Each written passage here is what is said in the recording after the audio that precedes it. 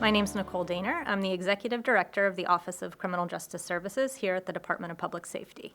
The Office of Criminal Justice Services is the lead criminal justice planning agency for the state by statute. It's kind of a mouthful, but essentially what it means is that we are a pass-through agency for federal funding in the criminal justice field. So things that go to programs that law enforcement do, shelters for domestic violence victims, sexual assault survivors.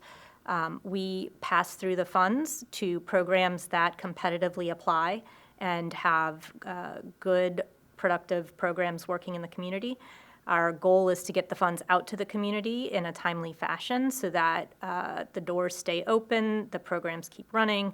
And we also have a policy and research section with subject matter experts that help to identify good programs, best practices in the field, promising practices in the field, so that we can make sure we are good stewards of the funds that we pass through.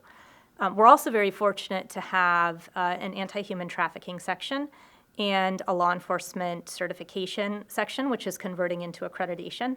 So we do a lot of different things that touch the criminal justice arena.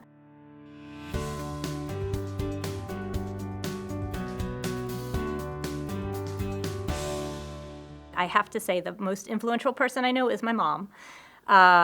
She might be shocked to hear it because I always, when I was younger, I would say, oh, I'm never going to be like her when I grow up. I never want to do things the way she did them. And it's funny because now I'll hear things that come out of my mouth when I'm talking to my kids or in whatever context, and I'll say, oh my gosh, I'm my mom, I'm my mother.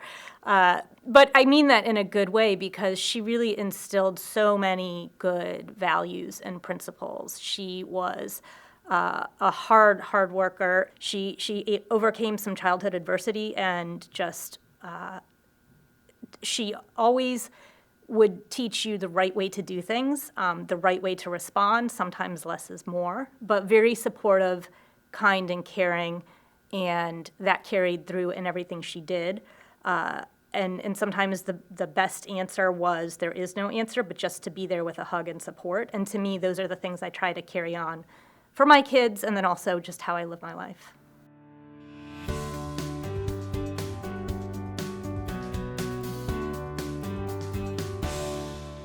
I think not being taken seriously was frustrating at times.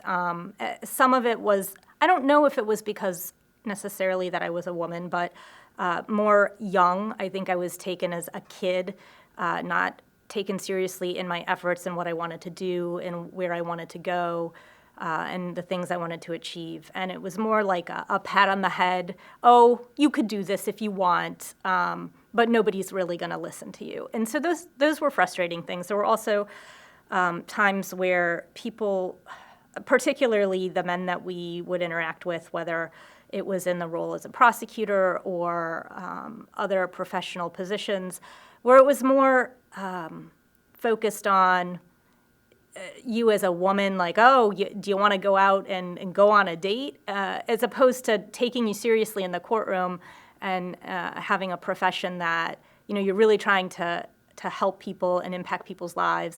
You have to be able to deal with all kinds of people in the world, and whether someone's being paternalistic or chauvinist or sexist or misogynist, you just have to be able to adapt and overcome.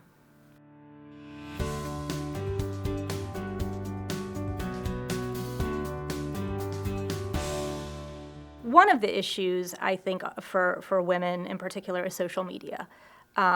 It's an effort to be all things to all people at all times and to do it perfectly.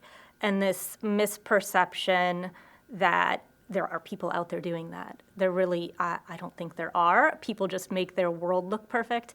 But it can be overwhelming. It can be daunting. You're a mother. You're a wife. You're a sister. You're a daughter. You're maybe a coworker or a supervisor. And there are so many things pulling you in different directions at any given time. It can be overwhelming. But you just have to kind of keep your center and try not to let outside influences steer the course that you're going to take.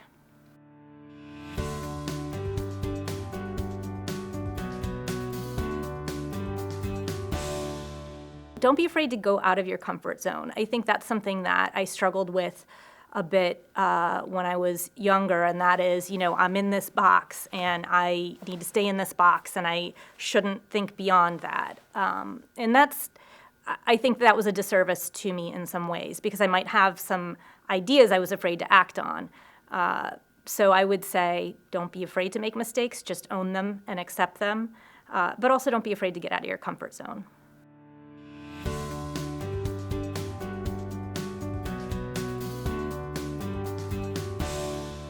Treat everybody with kindness and respect.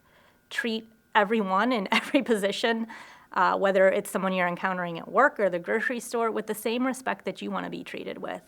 I do think it pays forward because if you are treating others with respect, then they will hopefully in turn do the same. I would also say be kind, but be cautious a little bit in who you trust. You have to be discerning because not everybody is looking out for your best interest. There's a poem by Shel Silverstein that says, listen to the mustn'ts. And it's very brief, but essentially it says, listen to the mustn'ts, listen to the don'ts, listen to the shouldn'ts, the impossibles, the won'ts, listen to the never haves, and then listen close to me, because anything is possible, anything can be. And with that kind of foundation and not giving up and not letting anyone tell you you can't do something, I think that would really hopefully help people to meet their goals, strive for their goals, and not be knocked down by the naysayers.